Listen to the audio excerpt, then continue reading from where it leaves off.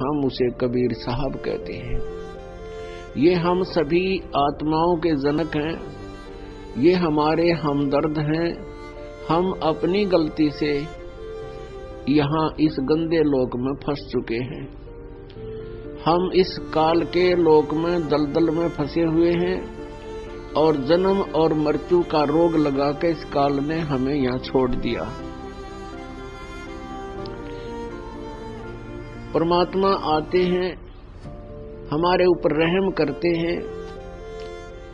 वो अपने मुक्ति धाम से, सतलोक से चलकर गति करके आते हैं, सशरीर आते हैं, हमें फिर ज्ञान कराते हैं। वो हमें क्या बताते हैं कि तुम यहाँ के रहने वाले नहीं हो,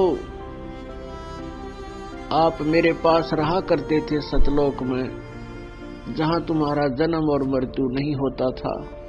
तुम्हारा बहुत सुंदर शरीर था जिसमें कोई रोग नहीं था, जिसमें वृद्धावस्था नहीं थी, और तुम वहां रहा करते थे।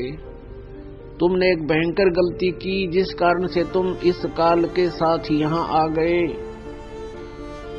उस सतलोक को देखते हुए ये स्थान काल के लोक ऐसे हैं जैसे आज से सैकड़ों वर्ष पहले हिंदुस्तान के अंदर कोई घोर अपराध किया करते थे, उनको काला पानी छोड़ा करते। काला पानी, वो काला पानी कौन सा स्थान था? इंडोमान निकोबार द्वीप, जिसके चारों तरफ सैकड़ों मील तक समुद्र ही समुद्र था, और वहां छोड़ाते थे। स्त्री या पुरुष जो अपराधी वृत्ति के होते थे, किसी प्रकार विवाद नहीं आते थे, उनको काला पानी छोड़ाते थे। वहां क्या व्यवस्था थी?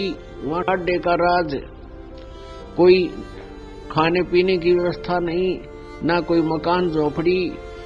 वहां छोड़ाते थे, सब आपदाओं का सामना करते थे। अपने आप ही वहां कोई झोपड़ी डाली और कहीं फिर अपना वो गुजारा करने लगे, उनकी वहां दुर्गति होती थी। तो ऐसे हम यहाँ काला पानी आए हुए हैं। यहाँ सभी को यातनाएं, सजा भोगने को मिली हुई है। इन अन्य प्राणियों को आप देख रहे हो कैसी दुर्गति को प्राप्त है, और उससे उत्तम शरीर मनुष्य है, और इसमें भी कोई प्राणी सुखी नहीं है।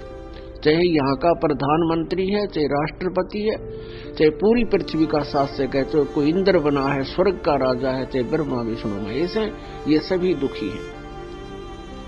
लेकिन हमने उस सुख का ज्ञान नहीं, इसलिए हम इस झूठे सुख को ही सुख मानते हैं। किसको? जिसके पुत्र हो गया, संतान होगी, जिसके पास धन हो गया, कार और कोठी होगी, तो जिसको कोई ऊंच पद प्राप्त हो गया, हम उसको सुखी मानते हैं। और यहाँ किसी को भी स्वप्न में भी सुख नहीं है, ये सत्कर मानते हैं। कोई रोग से दुखी, कोई और अन्य अपने पारिवारिक संकट से दुखी, या कोई अपने व्यवसाय के कारण दुखी, या कोई प्राणी चैन से नहीं रहता।